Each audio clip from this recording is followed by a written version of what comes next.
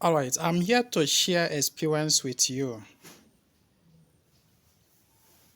The experience I'm here to share with you is based on personal studies and experience that I've had for at least 5 years. Will I say 5 or 6 years? But let me say 5 years. I wish to invite some persons to this my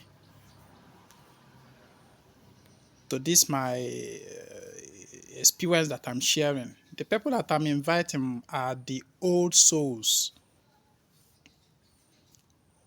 those whose souls have actually journeyed the earth over and over and over and over again. Old soul, if you are an old soul, you will know. Able an old soul, you will know because as a soul experiences the universe, the earth, so it is gathering a lot of knowledge that are stored in the person's chi.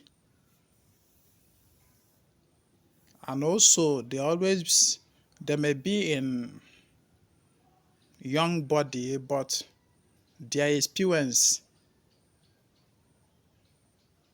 are gathered from thousands and possibly millions of years of experience. There are souls that have been on this earth for quite a long time. You understand? If you are an old soul, please come close to what I'm about to say. It is an experience that I have had, studies that I have carried out with respect to the moon. When I say the moon, I mean that luminous globe body that we see up there in the sky at night, that sometimes it will be half full, sometimes it will be full. I mean that one in particular. For the past 5 years, my experience with the moon have caused me to go into study of what is this moon. And I'm here to share with you my discoveries. Ihe m find go out based on ihe mụnwa. I'm not talking about another person. No.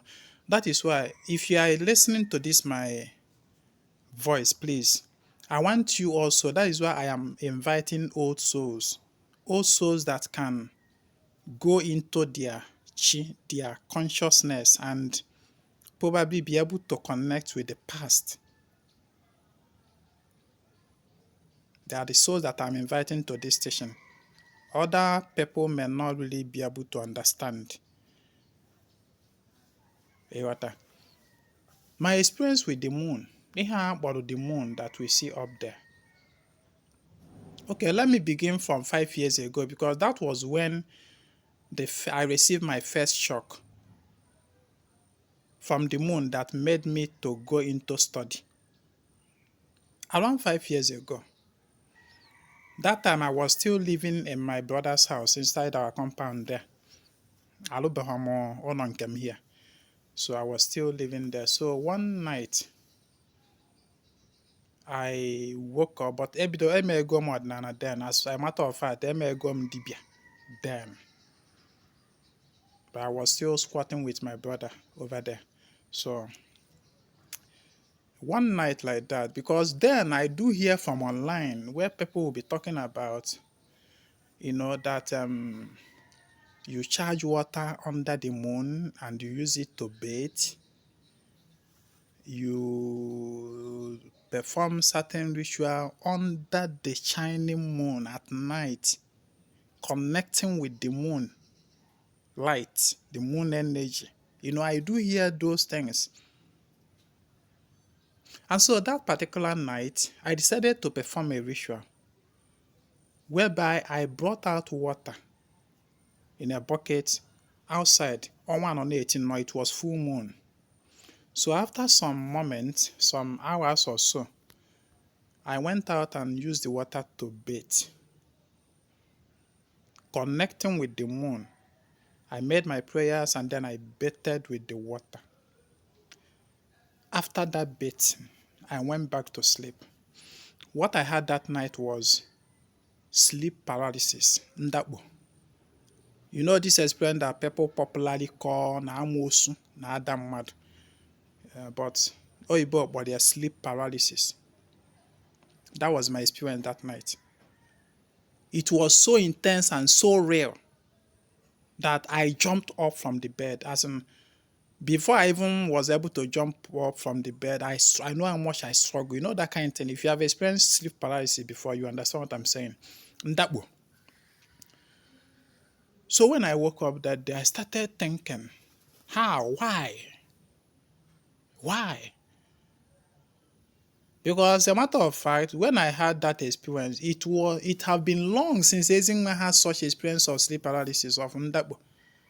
Ana m enwebu ihe ndakbo like oge m ka nọ na church. Mana oge m na-agba gị ihe emego m ọdịnala for years.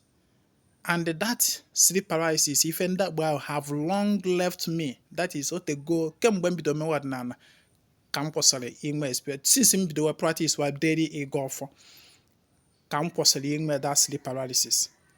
And then I had it again that night after I messed that moon ritual. And it got me thinking. And then after that, apart from this experience, I can tell you that Ezinma have never performed a ritual connecting strictly to the moonlight, to the moon. I mean the moon. Only here on a model that you are making a prayer or a ritual connecting strictly only to the moon. That luminous globe up there na-acha n'abalị. I have kemgbe m bido mewe ihe gbasara spirituality. I have never done a ritual connecting strictly to the moon and actually end up with good results. That is the reason if I want to perform a ritual of the moon, what I'll do is that I'll connect it with the earth, with the water, with the sun, with the air, and then with the stars. That is only when I will have perfect results. But as per now, I can connect here with only the moon. When I connect that ritual, I'll end up having negative experience. But you know what? I am a dibia that is always on research. And how I research is that I do things and then study the reaction I get. And I'm something. That is me. That is how I advance in my spirituality, in my knowledge. That's not try and error. Go away, but try and error. But Ezinma is somebody that I will just do something. Make a way of if make a wise what will be the echo of what I just did. You understand? I have performed rituals whereby I connected with only the earth. I mean, Ajana. Only the earth, excluding the sun, the moon, the air, the water, any other. And I got perfect results. Yes, I have done ritual with just the earth.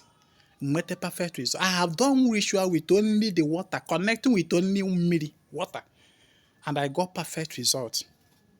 I have done rituals connecting with the stars. And that one gives me so much perfect. Yeah.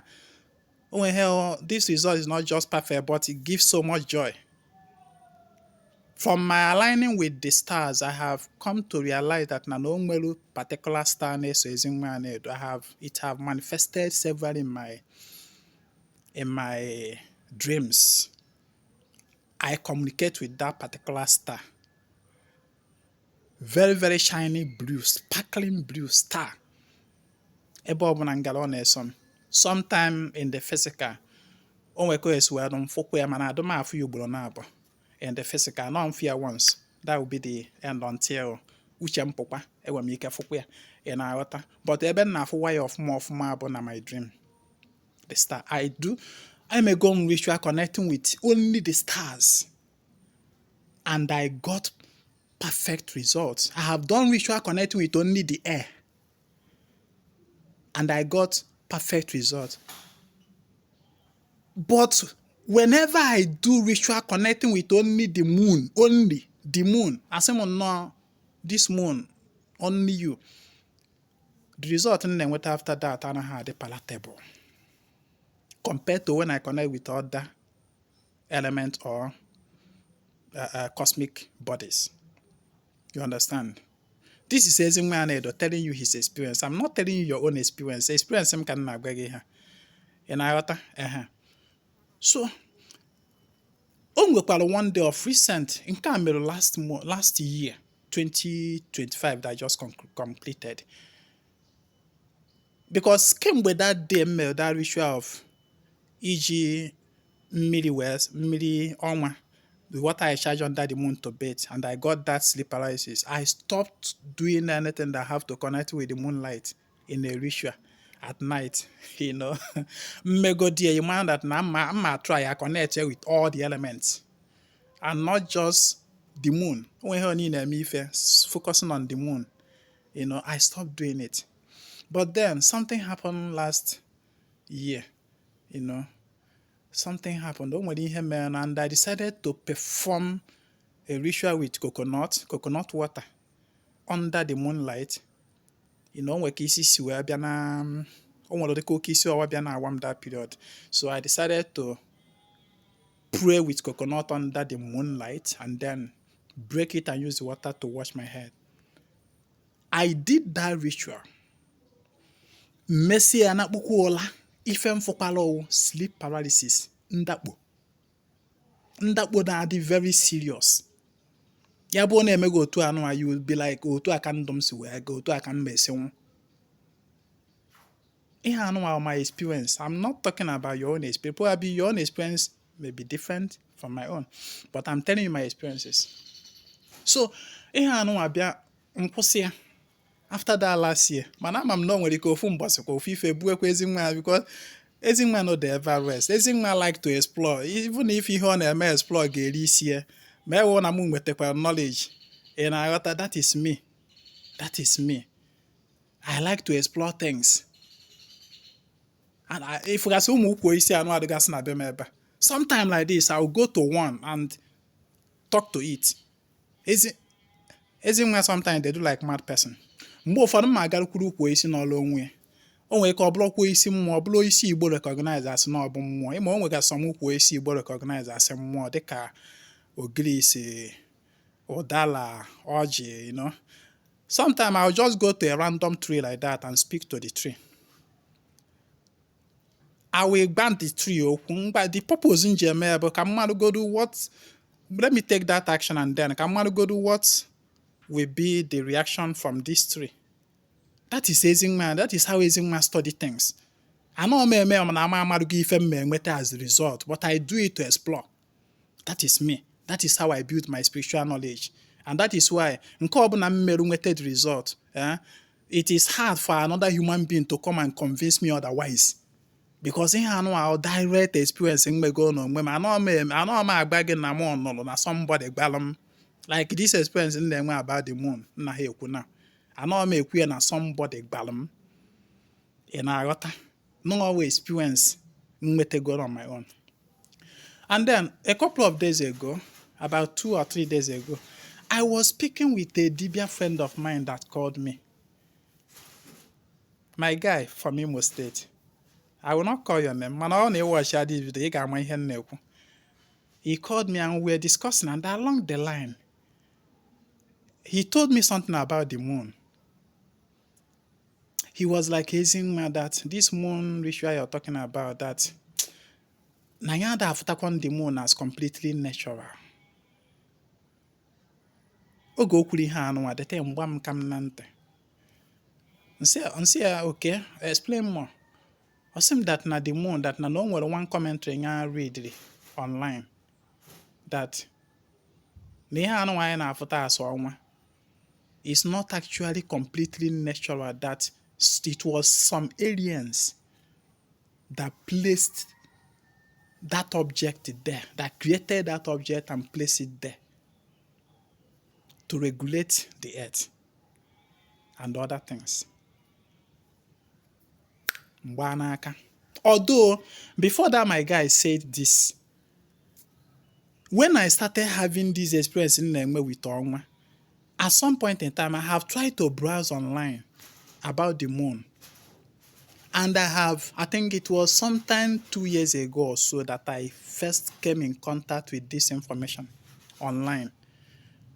That Ojukwa Webo no abo ndeli anumano created the moon with imago gembia goya. You know, I even read that this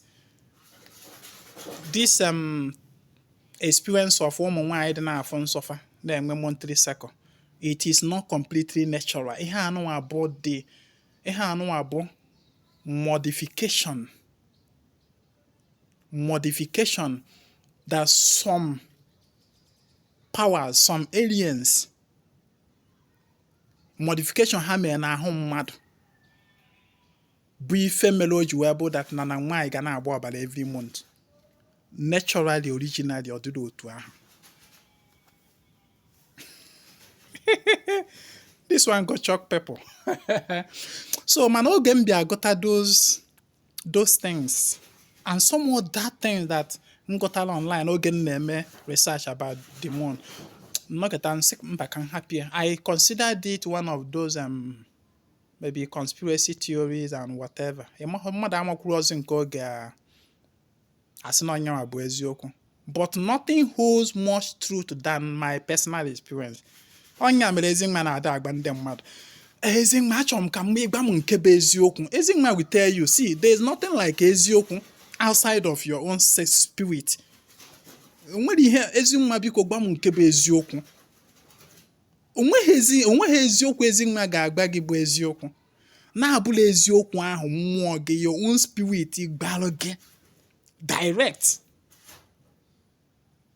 Because a lot of things out there that we hold as truth, but are not truth.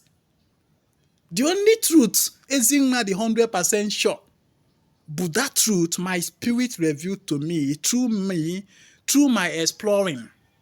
Explore. You are here on earth to explore. Explore things. Explore diverse knowledge. Explore. It is those things that you explore and find out the truth. That is the truth you can actually hold on to and say that this is truth. Man, as per that truth, oh no man of Balage. That truth, oh no now walk egotalia. That truth, oh no about someone else may the experience where be a call again. That cannot be truth. If for that truth, oh no di be afa ballon, but I don't know afa we baggy. That cannot be truth. Nkukwa nke ndị mmadụ asị Ezinwa ịbịakwa. Ezinwa, you always talk down on afa. Ezinwa, ka mgbakwa go. The ultimate truth will never come to you from another human being. Onye amenji agba gị, nkwuchakwa, this my teaching. Try and tọọ ntị n'ala, tọọ anya n'ala. Ihe anụnwa bụ experience mmetegolu from my 5 years study of the moon ka m na-akọrọ gị ihe. 5 years study. So ị nwere ike igwe onwe gị that na from now till the next 5 years na ị ga-eji aka gị na onwe gị study the moon, study the sun, study the stars, study the earth, study everything to know actually which one is true. Find it out by yourself. Abịakwute na Ezinwa ka ọ gwa gị. Ejina maka na Ezinwa kwuru wee believe. Don't believe anything. I na-ekwu abụrụ believe. No, kedu your experience about that? Experience m ka m na-agba gị ha. So, from all this experience mmegolo about the moon, ma nke mmadụ gbara m ngọtala online, ma nke this my friend mụ na ekwuru mgbọsị agbakwana m, and from experience mmego for the past 5 years about the moon. my future referencing of the moon might change. I am such a person, even if you watch most of my rituals, even this nkwasaraka, ekpele nkwasaraka na-ada emewe every nkwa. Nna-ada nọ n'iru anyanwụ eme, ị ga na-anụ ka ezi nwa na-akpọ ana m akpọkuo anyanwụ, kpọkuo aja ana, kpọkuo mmiri, kpọkuo ikuku, kpọkuo ọnwa, kpọkuo kpakpando. I always align with the moon as per na o so na one of the cosmic bodies. You understand? And it is actually when I combine it otu a nsi ada ekwu ya ka m na-enweta more perfect result. Mma asị na ọwụọ ndị the moon ka m na-akpọ. Mma wee sị so the moon, I align with you moon. Well, if I that ritual na-eme, it will end up not giving me the perfect result that I want. So onye mere m bịa, I connect with all. And another experience in Megopala about the moon is that, listen, I'm going to share with you my personal experience. In my dreams, I have encountered some cosmic universal deities in my dreams. Personal dream. For example, I have seen the manifestation of Oma. Mmadụ one ma mmụọ na-akpọ Oma. Ezingma Edo never knew until around I had this experience around 2018. That was my first encounter with Oma in dream. She manifested, will I say she or he self? Because the energy manifested are both masculine and feminine. Oma. All manifests as amuma. Amuma, that is lightning. And then as water. And then I found myself in the dream, netu yafa. Nsiya Oma. Nne nwaanyị amụma na mmiri. Ihe mkpọrọ ya na nlọ. Oma. Nne nwaanyị amụma na mmiri. The mother that give birth to amụma, that is lightning, and the mmiri water. Ihe ntụli ya na nlọ. My experience with her in the dream was so wonderful. And since that day till today, mụ na ya na-ada akpawa from time to time. Oma. Another cosmic deity I have encountered several in my dreams bụ gịnị? Anyanwụ. Each time m fụrụ anyanwụ, ọ na-apụta nnọọ as per otu ọ na-adịwa, but the difference is that na na-ene ya anya eyeball to eyeball. It doesn't burn my eye in the dream. Ị na-aghọta? Mụ na anyanwụ na-akpawa steady. Another cosmic deity that I have encountered bụ gịnị? Stars. Agbago ụmụ about my experience with stars. I have also encountered the earth. The earth is a deity. I have encountered the water. And I have encountered the air energy, the air spirit. Somebody will ask how.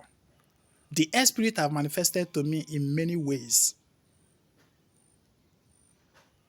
And each time I do, I find myself levitating, flying as well, along with it, the air. So, Ezingma have encountered many, all these cosmic universal deities. Mana Ifolo Onwa, this moon. Each time I see them, each time I dream about the moon, I don't see that moon. That is that being, that globe of light na-acha n'enu n'abalị. Adị m afụ ya with anya m na-aba na nlọ. So ihe na-afụ reflection of light, and then I'll be seeing the stars. But as per ka m fụzie dị ọnwa na onwe ya, I no go see am. Very mysterious. Even sometime last week, I had this similar dream on the Sometime last week, I was in the dream. I saw the stars. Igbe Jupiter na star, Babando. It was a night setting because here na alon lo. Nle na alo blo night setting e gama. So no abani merunju afu those Babando no igbe. And then everywhere was lighted up as if now on a full moon. Yes, it was actually full moon. But ezi mgbe ijikwa n'anya ya na nlọ wee fụkwanụ dị ọnwa n'enu. I no see any ọnwa. I know see, but everywhere was so bright. Ị na-aghọta?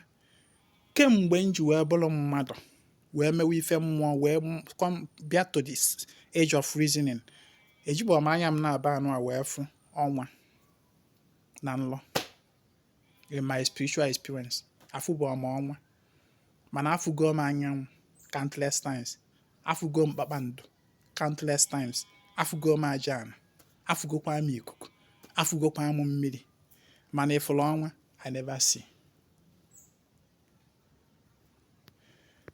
And I think this rings bell. I also think this raises a question. My fellow old souls, in your consciousness, are you really seeing the moon as purely natural or some fragment created by some alien or some whatever? I don't know. I don't know. I don't know. What is your say?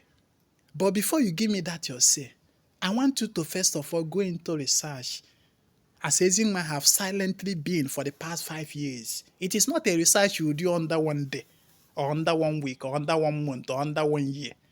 And you come and go into in-depth research of why on here. We live in so much, if for why on here, a lot of programming, Programming, I they could have blown by school programming, by religion programming, by even scientific programming. I mean, when I talk about scientific programming, even scientific programming that outdate the present scientific innovations and explorations I am about Madonna undergo today. There have been more scientific advancement far beyond human being. A lot of programming. Human beings have so much programmed. Even the human body. Every month is it really natural? I don't think it is. The moon up there, I don't think it is completely natural. But I don't want you to believe Ezinwa. I want you to research on your own. I am also on the research. My research is not yet ended though. But I just say make I share with you the one where I have arrived so far. Reason with me. Research with me. Research with me. Sometimes I doubt if Onwa is actually Igbo word. That term Onwa. Is it actually Igbo word? A lot of things don't happen. No? Did you know that there was a time in this planet Earth when the supply of oxygen was far more than it used to be, it is now? That was the period you will see giant animals, giant organisms in the water, on the land, and everywhere. Giant.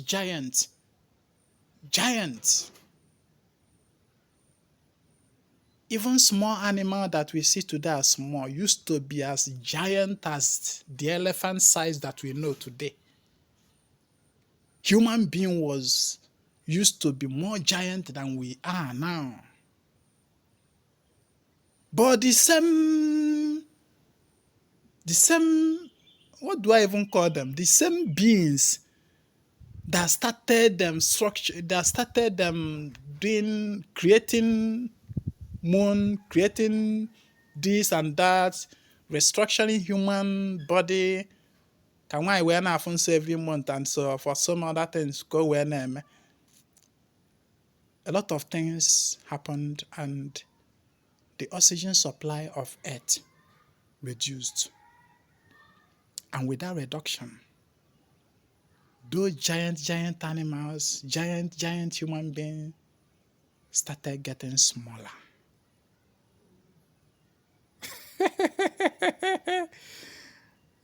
We live in a programming. We live in a simulation. But the only way out is through the mind, the human spirit, the human soul.